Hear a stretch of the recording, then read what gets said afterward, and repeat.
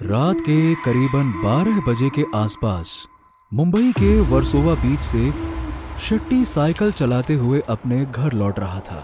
उसकी साइकिल पर एक गुलाब का फूल लगा था।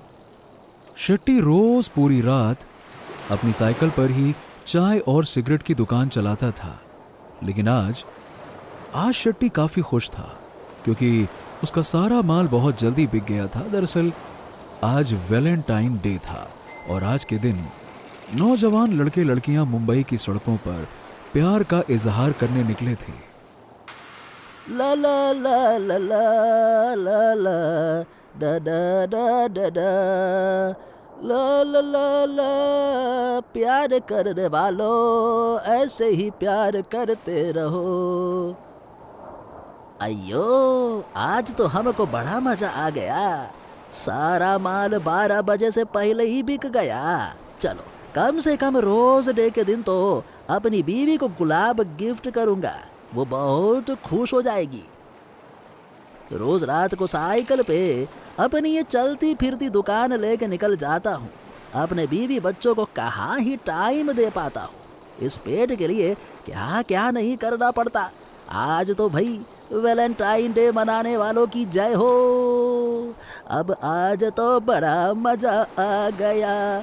ला ला ला ला ला ला ला आई ला ला ला ला। समंदर के किनारे से शेट्टी चला जा रहा था कि तभी उसकी नजर सफेद साड़ी पहने एक औरत पर गई। वो समंदर की लहरों की ओर चली जा रही थी और आज लहरें भी काफी तेज थी। शेट्टी को समझ नहीं आया कि वो औरत इन खतरनाक लहरों की ओर क्यों जा रही है। अयो, ये क्या माजरा है? वो औरत क्या मरना चाहती है क्या? ओ मैडम, अरे ओ मैडम, अरे वापस ही आ जाओ नी। अरे वहाँ डूब जाओगी, किधर को जा रही हो तुम? अरे रुक जाओ। ओ अयो, सुनो। उस औरत ने शेट्टी की ओर जरा भी ध्यान नहीं दिया। वो समंदर की खतरनाक उछलती लहरों की ओर बेखौफ चलती जा रही थी। शेट्टी को डर था कि वो औरत कहीं डूब न जाए। वो तुरंत साइकिल लेके उसके पास पहुंच गया। अयो अयो अयो, क्या कर रही हो मैडम? ये क्या है? मरना है क्या? समंदर की ओर क्यों जा रही हो तुम? वो औरत अचानक से रुक गई। तभी उसके मुंह से आवाज आई, अपने घर जा रही हूँ। घर? क्या बात करती हो मैडम?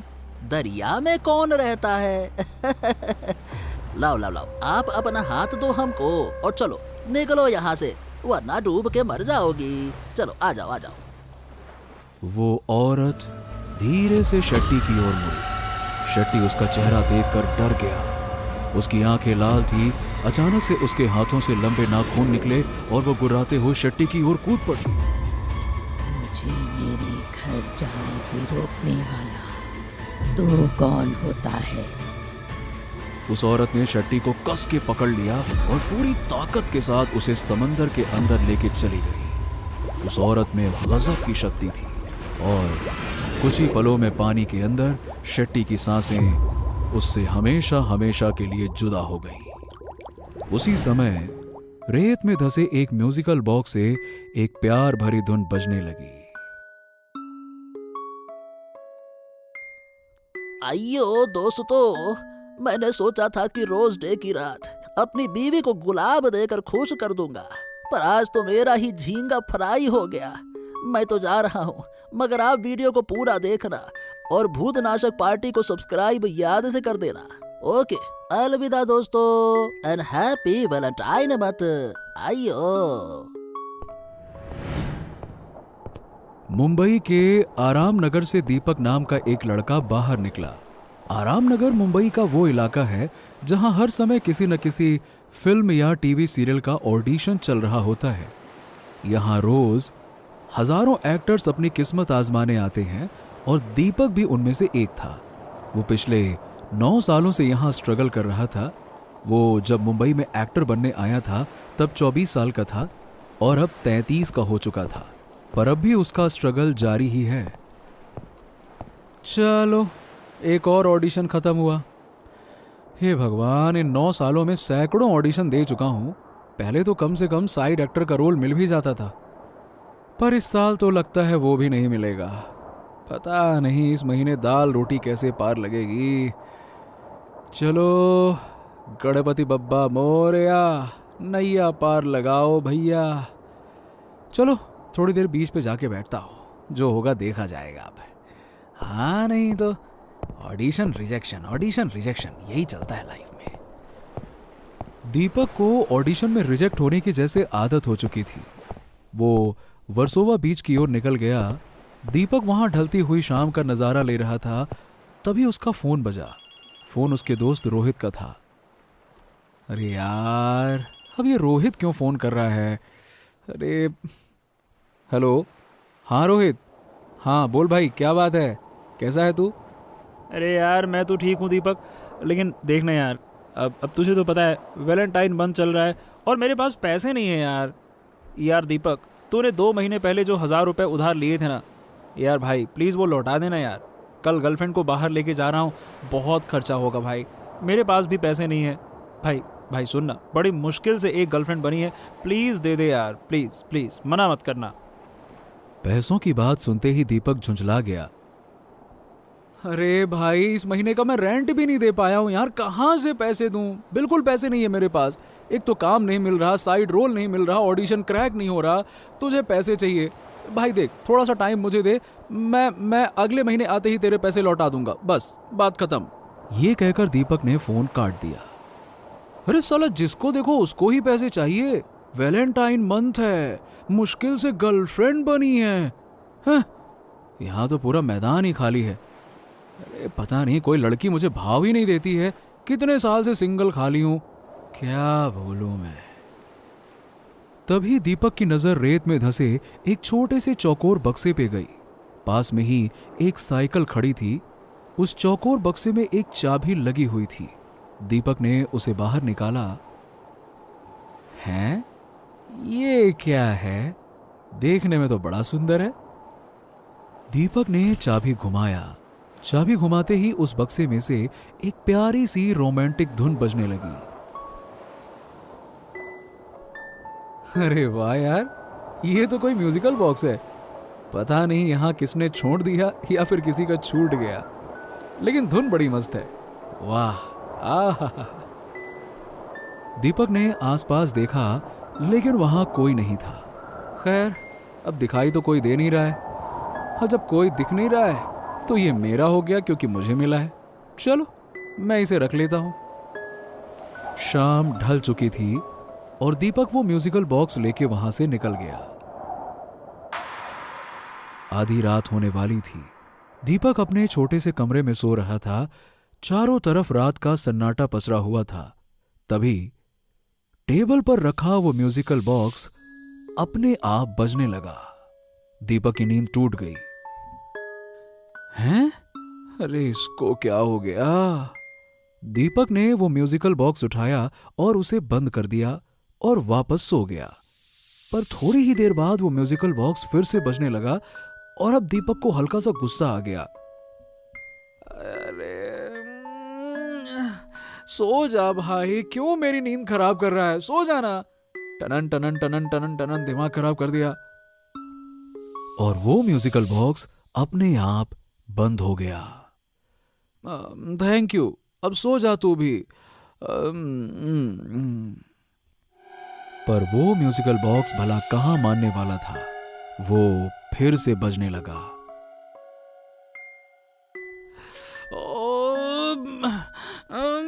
हद है यार, तू बड़ा ढीठ है। क्यों टुनुन टुनुन टुनुन टुनुन टुनुन बज रहा है? बंद हो जाना, चुप कर। इस बार दीपक गुस्से में उठा और उस म्यूजिकल बॉक्स की चाबी जोर से ऐंठ दी। म्यूजिक बजना फिर से बंद हो गया। अब दीपक ने घड़ी की ओर नजर दौड़ाई। रात के 12 बज गए थे। अच्छा, अब समझा बेटा, वैलेंटाइन मंथ चल रहा है ना। पक्का तू भी मेरी तरह सिंगल ही होगा। इसीलिए आधी रात को शोर मचा रहा है, रो रहा है ना, है ना, है ना, है ना। दीपक को न जाने क्यों उस म्यूजिकल बॉक्स और खुद पर थोड़ी सी दया सी आ गई। लगता है हम दोनों किस्मत के मारे हुए हैं यार। तुझे भी कोई समंदर के किनारे फेंक गया, तू अकेला हो गया, और मैं तो अपने जीवन में अकेला ही हूं। खैर, अब तो नींद भी नहीं आएगी, क्या करूं अब। हाँ, इस वक्त सिग्नल के पास वो चाचा साइकिल पे सिगरेट बेच रहे होंगे। दीपक ने अपनी जेब में हाथ डाला और उसे 10 रुपए का नोट मिला। ये 10 रुपए ही बचा है।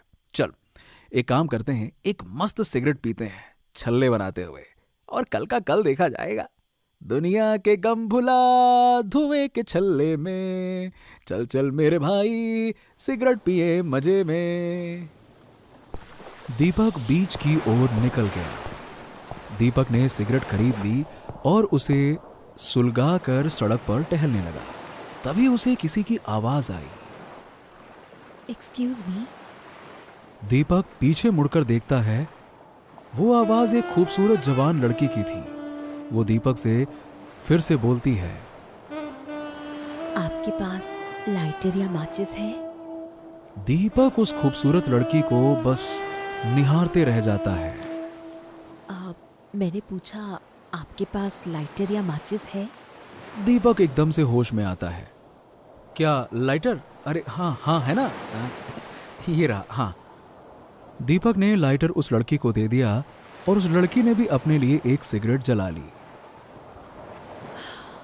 आप एक्टर हैं क्या? दीपक चौंक गया। आपको कैसे पता? मुझे लगता है मैंने आपको किसी ऑडिशन में देखा है। अच्छा, ऑडिशन में? हाँ हाँ, ऑडिशन में देखा होगा। ओ, तो क्या आप भी? जी हाँ, मैं भी एक्टर ही हूँ। मुंबई में 4 साल हो गए। हाँ, मुझे पूरे 9 साल हो गए। मेरा भी सेम ही हाल है। दोनों एक दूसरे को देखकर मुस्कुराए। हाय, मेरा नाम रानी है। और मैं दीपक। लड़की ने दीपक की ओर अपना हाथ बढ़ाया और दीपक ने आगे बढ़ के उससे हाथ मिलाया। अजीब इत्तेफाक है कि हम दोनों वैलेंटाइन डे के दिन मिले, नहीं? दीपक रानी की बात पर थोड़ा शर्मा गया। उसने रानी से पूछा, रानी जी, सही बताऊं तो मुझे ना कभी कभी लगता है कि ये एक्टिंग वैक्टिंग छोड़ के ना वापस अपने घर चला जाऊं। वैसे तुम्हारा क्या प्लान है? रानी ने एक पल के लिए दीपक की आंखों में झांका। मेरे पास एक कहानी है। कहानी? कैसी कहानी? कहानी मैंने ही लिखी है। मैं सोच रही हूँ कि उस कहानी की लीड हीरोइन मैं रहूंगी। मुझे यकीन है कि मुझे कोई ना कोई प्रोड्यूसर जरूर मिल जाएगा। अरे वाह, क्या बात है, सच में? दीपक, मैं चाहती हूँ कि इस कहानी में हीरो का रोल तुम करो। दीपक को ये रात चौंकाए जा रही थी। हीरो? कौन, मैं? हाँ, तुम। मुझे तुम्हारे जैसे चेहरे की ही तलाश थी। हाँ हाँ हाँ, अच्छा अच्छा, ठीक है ठीक है ठीक है, क्यों नहीं, मैं जरूर कर लूंगा हीरो का रोल। बाय द वे, मैं यहाँ हीरो ही तो बनने आया हूँ, और अगर अपॉर्चुनिटी सामने से चल के आए तो क्यों मना करूंगा। अच्छा ये बताओ रानी, तुम्हारी कहानी क्या है? क्या है ना कि मैं किसी छोटी मोटी पिक्चर में काम नहीं करता, बड़ी पिक्चर में काम करता हूँ। अपन हीरो बनेगा तो पहले कहानी सुनेगा, फिर उसमें हीरो बनेगा। क्या कहानी? तो क्या इस तरह से सड़क में सुनाऊं? आज चांदनी रात है। एक काम करते हैं, बीच पर चलते हैं, समंदर की लहरों के साथ सुनाती हूँ, तभी मूड बनेगा। क्या कहते हो? दीपक को इस वक्त रानी का साथ बड़ा अच्छा लग रहा था। उसने तुरंत हाँ कर दिया और दोनों वर्सोवा बीच की ओर निकल पड़े। जानते हो दीपक, कुछ कहानियां वैसी ही जगह सुनाई जाती हैं जहां से वो शुरू हुई थी। मतलब मैं कुछ समझा नहीं। छोड़ो, ये कहानी एक लड़की की है। उसका नाम था आरोही।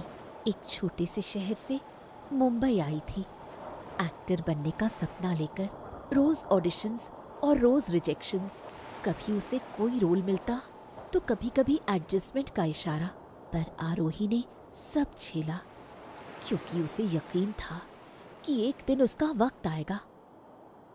फिर एक दिन ऐसा ही हुआ। उसकी जिंदगी में एक लड़का आया, विशाल नाम का एक यंग डायरेक्टर, जो मुंबई में फिल्म बनाने आया था।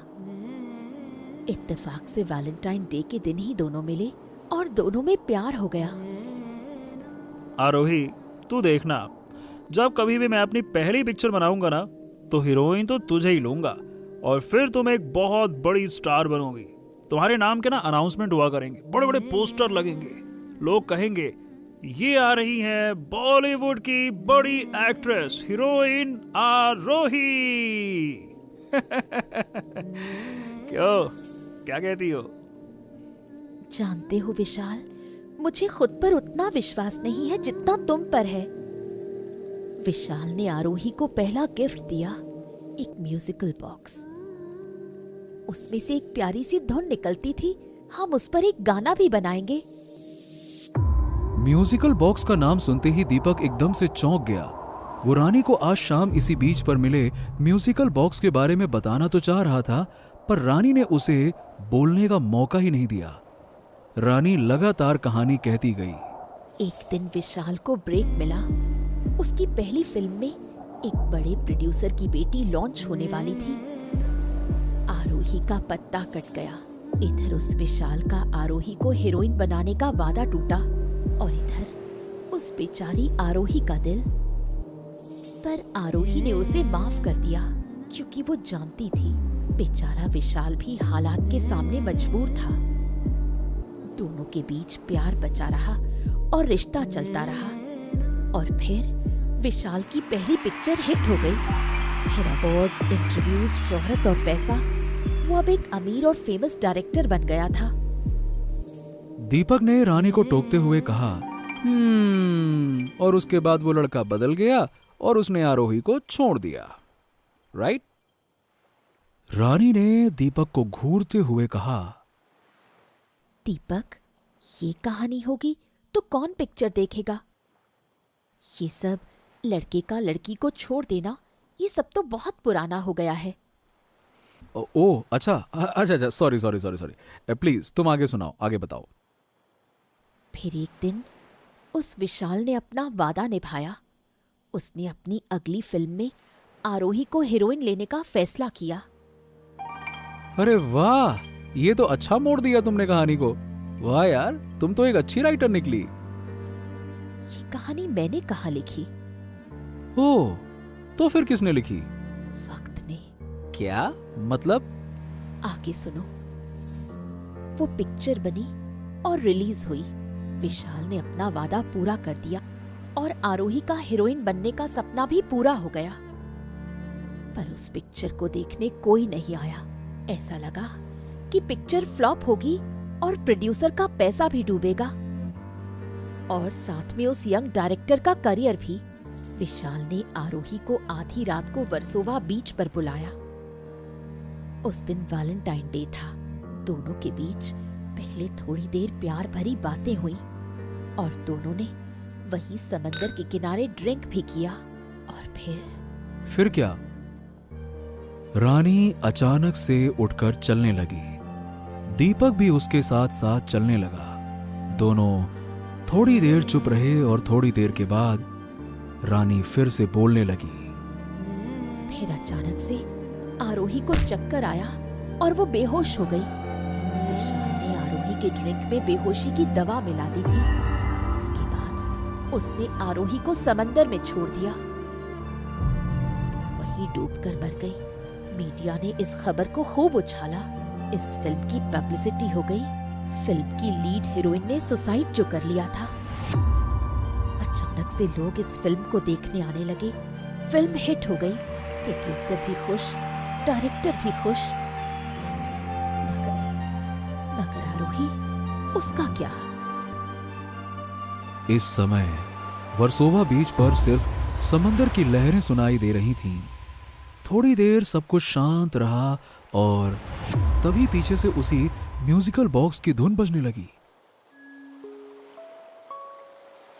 दीपक एकदम से हैरान हो गया और पीछे मुड़ा। अरे, ये यहां कैसे आ गया?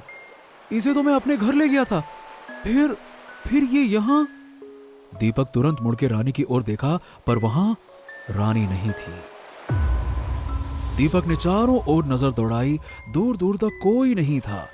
उसने जोर की आवाज भी लगाई, हाँ? रानी, रानी, रानी, कहाँ हो तुम? रानी! अरे यार देखो, ये मजाक का वक्त नहीं है। रानी! लेकिन कहीं से कोई जवाब नहीं आता है, पर वो म्यूजिकल बॉक्स से लगातार वही धुन बजती रहती है। दीपक उस म्यूजिकल बॉक्स के पास आता है और उसे धीरे से उठाता है। पता नहीं आज ये हो क्या रहा है मेरे साथ। जब से तू मिला है तब से कुछ ना कुछ गड़बड़ ही हो रहा है। पता नहीं अब ये रानी कहाँ गायब हो गई अचानक से। तभी पीछे से एक आवाज आई, रानी नहीं दीपक, आरोही। दीपक फौरन पीछे मुड़ा और उसके पीछे रानी ही खड़ी थी, लेकिन सफेद लिपटी साड़ी में, और उसकी आंखें लाल हो चुकी थीं। दीपक उसे देखते ही डर गया और उसकी जुबान लड़खड़ाने लगी। रानी तुम ये क्या पहन लिया अचानक से यार, और ये तुम्हारी आंखें लाल कैसे हो गई? देखो देखो प्लीज डराओ मत मुझे। ये क्या मेकअप कर रखा है तुमने? एकदम एकदम प्लीज यार देखो, कुछ तो बोलो, क्या है ये? वो औरत दीपक को अपनी लाल डरावनी आंखों से घूरती रही और फिर गुर्राई, कहा ना रानी नहीं आरोही। दीपक को लगा कि उसका दिमाग फट जाएगा। आरोही? ये क्या बोल रही हो? आरोही तो तुम्हारी कहानी में थी और वो तो मर चुकी है। यही इसी वर्सोवा बीच के किनारे तुमने ही तो ये कहानी लिखी थी ना? कहा था ना, वो कहानी मैंने नहीं लिखी, वक्त लिखता गया। उस कहानी में लिखी एक एक बात सच थी। मैं ही आरोही हूँ। दीपक को जैसे सांप सूंघ गया हो। वो समझ गया कि इतनी देर तक वो जिसके साथ चल रहा था, जिसके मुंह से कहानी सुन रहा था, जिसके पास बैठा था, वो जीती जागती लड़की नहीं बल्कि एक भटकती प्रेत आत्मा थी।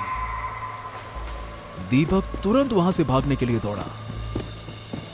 दीपक जितनी तेजी से भागा, उससे कहीं तेजी से आरोही की आत्मा उड़ते हुए एक पल में उसके सामने आकर खड़ी हो गई। दीपक समझ गया कि वो इतनी आसानी से भाग नहीं पाएगा। वो गिड़गिड़ाते हुए आरोही से पूछा, देखो देखो रानी, मेरा मतलब आरोही, आखिर तुम मुझसे क्या चाहती हो? मेरा क्यों पीछा कर रही हो? मैंने तुम्हारा क्या बिगाड़ा है? मुझे क्यों क्यों क्यों क्यों? आरोही उसकी ओर देखकर मुस्कुराई और बोली, जानते हो दीपक, जब से उस लड़के ने मुझे उस समंदर में डुबो के मारा है ना, तब से मेरी आत्मा इस समंदर के अंदर रहती है। लेकिन हर वैलेंटाइन डे को इस समंदर को जैसे भूख सी लगती है, और उस दिन सूरज ढलने के बाद मेरी आत्मा इस समंदर से बाहर निकलती है और उसकी भूख मिटाती है। आज समंदर की भूख तुम मिटाओगे। ये कहते ही आरोही दीपक का हाथ पकड़कर उसे घसीटते हुए समंदर की ओर पहुंचती है और अपनी बाहों में जकड़कर समंदर के अंदर घुस जाती है। दीपक उस आत्मा के सामने बेबस था। वो समंदर की गहराइयों में उतर जाता है और धीरे धीरे आरोही की आत्मा की बाहों में दीपक दम तोड़ देता है। आज वैलेंटाइन डे की रात को समंदर ने अपनी भूख मिटा ली। दीपक के मरते ही रेत में धंसे उस म्यूजिकल बॉक्स से फिर से वही धुन बजने लगती है, पर इस बार वो धुन प्यार भरी नहीं बल्कि मौत से भरी हुई थी। कैसी लगी आपको ये खौफनाक और रोमांचक कहानी? नीचे कमेंट करके जरूर बताइए। और अगर आपको ये कहानी पसंद आई तो लाइक, शेयर और भूतनाशक पार्टी को सब्सक्राइब करना ना भूलें। हर शुक्रवार हम लाएंगे एक नई हॉरर स्टोरी, तो तुरंत बेल आइकन को दबा दें ताकि ऐसी ही हैरत अंगेज कहानी आपसे कभी छूट ना जाए, क्योंकि डरोगे तभी तो आगे बढ़ोगे।